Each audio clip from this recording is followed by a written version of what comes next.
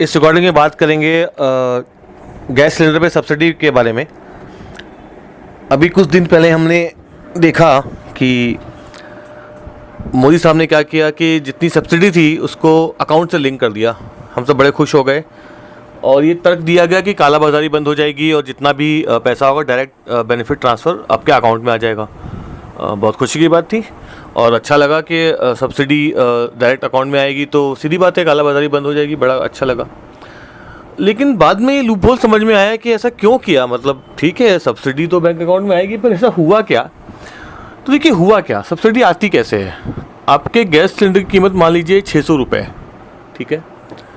तो 600 रुपये में पहले जो सब्सिडी थी वो करीब 220 रुपये की सब्सिडी थी एक ज़माने में जब शुरू किया था। 200 मान के चलते हैं, मोटा मोटा पकड़ लेते हैं। तो मतलब आपको सिलेंडर 400 रुपये का पड़ता था। आप 600 रुपये पूरा पैसा देते थे सिलेंडर की कॉस्ट और आपके अकाउंट में 200 रुपये करीब आता था जब ये शुरू किया गया था। दो साल पहले की बात है। बड़ा अच्छा है और पैसा आता था, अच्छा लगता था। बस स्लोली क्या किया, जब आपको एक बार पूरा पैसा देने की आदत पड़ गई, आपको एक बार हैबिट बन गई कि हाँ भाई हम तो पूरा पैसा पेमेंट करेंगे, वील पे अराउंड 600 रुपीज़ देंगे, ठीक है। और आपको पता कि पैसा अकाउंट में आएगा। अब लोग इतना अकाउंट चेक नहीं करते हैं कितना पैसा आ रहा है कितना नहीं आ रहा है, ठीक है, पता है आएगा, भरोसा है, आता भी है पैसा, कोई दिक्कत नहीं है। धीरे धीरे इन्होंने क्या किया कि हर महीने 2 रुपये की सब्सिडी कम करनी शुरू कर दी। 2 रुपये 3 रुपये ऐसा इनका कुछ रेट था। तो हर महीने 2 रुपये की सब्सिडी कम होनी शुरू हो गई आपको, क्योंकि पैसा देने की आदत पड़ी हुई थी और इसकी बहुत प्रचार नहीं किया गया कि हर महीने 2 रुपये या 5 रुपये 10 रुपये की सब्सिडी हम लोग स्टॉप करते जा रहे हैं। तो कम होते होते आज की हालत में सब्सिडी आपकी 60-70 रुपये की बची हुई है। और जैसे ही आपके अकाउंट में आप पूरा पैसा भर देते हैं और आपके अकाउंट में 60-70 रुपये आ जाते हैं। तो इसके बात को समझिए कि पहले क्या था, आपको कम पैसा पे करना पड़ता था डायरेक्टली, उसको घुमा के बोला कि पैसा आपके अकाउंट में आएगा। अगर डायरेक्टली सब्सिडी ख़त्म कर देते तो बहुत हल्ला होता, बवाल होता, लोग पत्थर फेंकते कि क्यों सब्सिडी कम कर दी। तो पहले आपको शुरू में 1 साल आदत डाली गई कि देखो भाई पैसा आप देते हो, आपके अकाउंट में डायरेक्ट बेनिफिट आ जाता है, आपका अकाउंट आधार से लिंक हो गया है, बड़ी खुशी की बात है। चलिए भाई, एक बार आपको पेमेंट करने की आदत पड़ गई, स्लोली सब्सिडी हटा ली गई। मैं ये नहीं कह रहा हूँ कि सब्सिडी हटाना गलत है या बुरा है, मैं खुद मानता हूँ कि सब्सिडी नहीं होनी चाहिए और मैं इसके लिए मोदी सरकार की कोई बुराई नहीं कर रहा हूँ। पर मैं फिर भी ये बात कहना चाहता हूँ कि सब्सिडी को हटाने का डायरेक्ट तरीका अलग होता है और इनडायरेक्ट तरीका अलग होता है। डायरेक्टली नहीं हटाया, इसको घुमा के हटाया, तो एक नीति तो यहाँ पर ख़राब हो गई कि आपने सीधा बेवकूफ़ बना दिया। और डायरेक्टली आपने नहीं कहा, जैसे आपने पहले सर्विस टैक्स के केस में क्या किया, 12% से 18% कर दिया, जैसे मैं आपको पिछली वीडियो में बताया था, ऑडियो में बताया था। उसी प्रकार से इसमें देखिए आप, फिर से वही हुआ। इस बार भी इन्होंने क्या किया कि घुमा के आपका पैसा काट लिया। चलिए देश की हालत ख़राब हो गई, आर्थिक हालत लोग कहते हैं काफ़ी ख़राब थी 2014 में, और मोदी जी श्वेत पत्र भी लाने वाले थे, वाइट पेपर, कि देश की हालत बहुत ख़राब है। मैं उस सब बातों से मैं इत्तेफाक रखता हूँ कि पैसा कहीं से तो आएगा, उस बात को मैं नहीं नकारता हूँ, ठीक है, जो भी तरीके रहे होंगे। तो एक ये सब्सिडी वाला मैटर आप देखिए। अभी देखिए और भी बहुत सारे केसेस चल रहे हैं। आप देखिए, एक तो आधार कार्ड को मोबाइल नंबर से लिंक करना है, आधार कार्ड को बैंक अकाउंट से लिंक करना है, सब कुछ सही हो गया। एक कानून, बेनामी कानून के बीच में चर्चा हुई, वो कानून रुक गया। मैं आपको बताता हूँ बेनामी प्रॉपर्टी एक्ट क्या है और कैसे ऐसे देश को, लोगों को बहुत ज़्यादा फ़ायदा हो सकता है। बेनामी प्रॉपर्टी एक्ट के हिसाब से ये था कि आपको बेनामी प्रॉपर्टी इंडिया में अलाउ नहीं रहेगी। जो भी प्रॉपर्टी होगी उसको आपको आधार कार्ड से लिंक करना पड़ेगा कि किसके नाम पे प्रॉपर्टी है। लोग कहते हैं कि शरद पवार के पास 10,000 फ्लैट हैं, कई लोगों के पास कहते हैं हज़ारों एकड़ ज़मीन है, हज़ारों फ्लैट पड़े हैं। कई बड़े नेताओं, बड़े अभिनेता, अफसरों के पास, एक्टर लोगों के पास बहुत पैसा और प्रॉपर्टी होती है।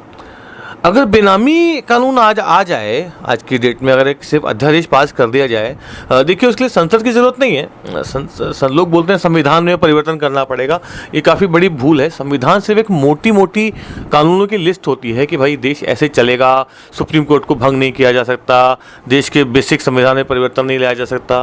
लेकिन सरकार कानून बनाती है। कल को सरकार कानून बना सकती है कि आपको 500 रुपये का जुर्माना लगेगा अगर आप सड़क पर थूकते हैं। तो एक कानून है, आपको हेलमेट पहनना पड़ेगा, वो एक कानून है, इट्स अ लॉ, वो अध्यादेश पास होता है, उसके लिए कोई हमको संसद में जाने की ज़रूरत नहीं है। संसद सिर्फ बहुत बड़े बड़े जो बिल्स होते हैं उनके लिए होती है, या फिर बहुत कोई परिवर्तन लाना है संविधान में, 370 खत्म करना है, तो उसके लिए संसद होती है। अदरवाइज संसद छोटे मोटे कानूनों के लिए संसद नहीं होती है। जो अध्यादेश पास होते हैं, जो ऑर्डिनेंस आते हैं, ऐसे ऑर्डिनेंस के जरिए कई कानून लागू किए गए थे इंडिया में। आपको याद होगा, देखा होगा, कुछ समय पहले भी कई कानूनों को ऑर्डिनेंस के जरिए भी लागू किया गया था। कई साल तक चलते हुए रहते हैं ऑर्डिनेंस के जरिए, ज़रूर नहीं उसको संसद ने पास करवाया जाए। हर छोटा कानून संसद से पास नहीं होता है। तो बेनामी एक्ट आ सकता है, उसमें खाली इतना बोल दीजिए कि जिस आदमी की संपत्ति है उसको आधार कार्ड से लिंक करना पड़ेगा। वो संपत्ति आधार कार्ड से लिंक होगी, लिंक होते ही सब बंदों का डिटेल हम ऑनलाइन डाल देंगे कि ये प्रॉपर्टी किसके नाम पे है। सारा का सारा काला धन 10 मिनट के अंदर बाहर आ जाएगा। सारा का सारा काला धन असल में है कहाँ? सारा का सारा काला धन असल में रियल स्टेट में लगा हुआ है, गोल्ड में भी नहीं है। गोल्ड में 2-3% ही है, क्योंकि गोल्ड बहुत डेंजरस होता है। गोल्ड में आपने रखा चोरी हो सकता है, गोल्ड में आपने रखा कोई रेड पड़ सकती है। गोल्ड बहुत खतरनाक चीज़ है, gold is not very safe. Gold के दाम घटते बढ़ते रहते हैं, पर रियल एस्टेट इतना सेफ इन्वेस्टमेंट है कि बेनामी ज़मीन हमने लेके छोड़ दी, किसी के नाम पे है नहीं, मालूम नहीं, और उसको हमने इन्वेस्ट करके रखा है। जब मर्जी बेच दी, बेनामी को कहीं से दूसरे का नाम कर दी, बिक गई और पैसा ले लिया। तो कैशबंदी होने के बाद तो अच्छा हुआ, प्रॉपर्टी के रेट 20 से 25% मुंबई में नीचे आ गए, तो ऑल ओवर इंडिया दुनिया में क्या हाल है मालूम नहीं, बहुत अच्छा है। अगर बेनामी प्रॉपर्टी एक्ट आ जाएगा तो मैं गारंटी से कहता हूँ कि सारे के सारे फ्लैट के दाम 50% नीचे गिर जाएंगे। अभी रेरा एक्ट लाया, वो अच्छा एक्ट था, उससे 20% दाम नीचे आए। रेरा एक्ट और नोटबंदी की मदद से, उसमें मैं बधाई देता हूँ। अगर बेनामी प्रॉपर्टी एक्ट आ गया तो मैं गारंटी देता हूँ कि सारे के सारे दाम 50% से भी नीचे आ जाएंगे, और एक आम आदमी को जो एक घर चाहिए उसको आराम से मिल जाएगा, और बाकी लोगों को जो 10-10 हज़ार फ्लैट लेके घूम रहे हैं उनको कुछ नुकसान होगा। लेकिन आई डोंट थिंक सो कि बेनामी प्रॉपर्टी एक्ट लाना मोदी साहब के बस की बात है, या उनके लिए इतना आसान है कि वो तुरंत बेनामी कानून ऑर्डिनेंस एक्ट पास कर दें। क्योंकि मैंने कहा ना, उसके लिए संसद की ज़रूरत नहीं है, सिर्फ आप एक अध्यादेश जारी कर दीजिए कि भाई आप कल से बेनामी प्रॉपर्टी एक्ट लागू कर दिया गया। सरकार की पावर होती है, सरकार संसद की गुलाम नहीं है। सरकार है तो बहुत सारे कानून ला सकती है, राइट टू रिकॉल का कानून ला सकती है, जूरी ट्रायल के कानून ला सकती है। इसके बारे में बाद में बात करेंगे, राइट टू रिकॉल कैसे आपको असली पावर देता है। इसको मैं अगले ऑडियो में समझाने की कोशिश करूंगा। पर फिलहाल आप देखिए कि जो असली कानून है, बेनामी कानून, वो नहीं आ रहा है। जो नकली कानून था नोटबंदी, वो आया। नोटबंदी का आपने देखा, कभी सोचा रीज़न क्या था नोटबंदी से? मैं लास्ट वीडियो में बात भी की थी, डीमोनेटाइजेशन का असली रीज़न क्या था। देखिए, रीज़न ये था कि अब क्या है, आपको धीरे धीरे सब कुछ ऑनलाइन करने की आदत पड़ गई है। अब आप ऑनलाइन पैसा कार्ड से पे करते हैं। आपको भाई 60 रुपये की चीज़ है, मैं 60 रुपये ऑनलाइन पे करता हूँ, क्रेडिट कार्ड से मैंने पे कर दिया, मैंने पेटीएम से पे कर दिया। आपको लगा क्या नुकसान है? नुकसान है, जो दुकानदार है उसको 2% उस पर टैक्स देना पड़ेगा। 2% उस पर ट्रांजेक्शन टैक्स भरेगा। 2%, 3%, 1%, 1.5% अलग अलग क्रेडिट कार्ड कंपनियाँ, डेबिट कार्ड कंपनियाँ चार्ज करती हैं। वो बैंकिंग के पास वो पैसा जाता है, बैंकों का, सरकार के पास वो पैसा चला जाता है, उसमें जीएसटी और टैक्स भी जुड़ जाता है। अब 2% टैक्स अगर आज की डेट में मुझसे एक दुकानदार लेगा तो अगले साल वो दाम 2% बढ़ा के MRP बढ़ के आएगा, क्योंकि दुकानदार अपना लॉस नहीं सहेगा। तो जब 2% आपका दाम चुपचाप बढ़ गया, तो आप देखिए 18% GST बढ़ गया, 6% GST बढ़ गया, 2% ट्रांजेक्शन टैक्स बढ़ गया, तो 8% तो जेब आपकी खाली हो ही गई। अब असल में बात सही भी थी, इतना लोन लिया था, 4 लाख करोड़ का लोन था। जब 2008 की जो क्राइसिस आई थी, उसमें भारतीय गवर्नमेंट ने भी सारी टेलीकॉम कंपनियों को और बहुत सारी रियल एस्टेट कंपनियों को इन्होंने फंड किया था, नहीं तो उसमें इंडिया में बहुत बड़ी मंदी आ जाती। तो जो पैसा दिया कहीं से निकल के आएगा। मान लिया सब 8,000 करोड़ रुपये लेके भाग गए, तो इस तरह से पैसा निकल रहा है, देखिए आपके जेब से निकल रहा है। अब आगे जाके क्या होगा, आई कैन बोल्डली प्रिडिक्ट कि ये होगा कि 2000 के और 500 के नोट भी बंद हो जाएंगे, सिर्फ 200 से और उसके नीचे के डिनोमिनेशन के नोट रहेंगे। 200 और 2000 के ऊपर की शॉपिंग पे क्या होगा, आपको कार्ड से पेमेंट करना पड़ेगा। ये कानून आएगा ही आएगा 1 साल के अंदर, चाहे मोदी रहे या जाए। अब क्या होगा, आपको 2% आपका ट्रांजेक्शन टैक्स लग गया। यही बात जो अपने वकाले साहब हैं पूना के, जिन्होंने कहा था कि सारे टैक्स को अबॉलिश कर दो, सिर्फ 2% बैंकिंग ट्रांजेक्शन टैक्स लगा दो। तो इसको घुमा के कैसे कर दिया गया कि ना तो टैक्स अबॉलिश किए गए और 2% ट्रांजेक्शन टैक्स भी घूम के आ गया। मतलब मोदी साहब ने उनकी आधी बात पकड़ ली कि भाई नोट बंद कर दो, तो 2% तो फ़ायदा होने वाला है, गवर्नमेंट को कहीं से पैसा आने वाला है। नोटबंदी हो गई, पैसा आ गया, और इन्होंने इनकम टैक्स का कोई टैक्स कम भी नहीं किया, मतलब जनता पे डबल लोड आ गया है। अब जितनी भी बड़े अमीर लोगों की मंदी है वो आराम से 5 साल में दूर हो जाएगी, और जब मोदी साहब और 5 साल आएंगे तो अमीर लोग और अमीर होंगे, गरीब लोग और गरीब होंगे। आप 20 लाख का मकान का लोन लीजिए, आप में हिम्मत है लोन की 4 किस्तें मत चुकाइए, आपको मकान से भगा देगा बैंक। और 8,000 करोड़ रुपए लेके माले साहब भाग गए। 2 लाख करोड़ रुपए का लोन एयरटेल और अडानी अंबानी इन लोग के ऊपर था, पूरा माफ़ कर दिया गया। रीस्ट्रक्चरिंग का मतलब होता है लोन को माफ़ कर देना। 1 लाख करोड़ का लोन रीस्ट्रक्चर करके 30,000 करोड़ कर दिया गया। अरे कमाल है, मैं को 1 लाख का लोन दीजिए और 30,000 में रीस्ट्रक्चर कर दीजिए।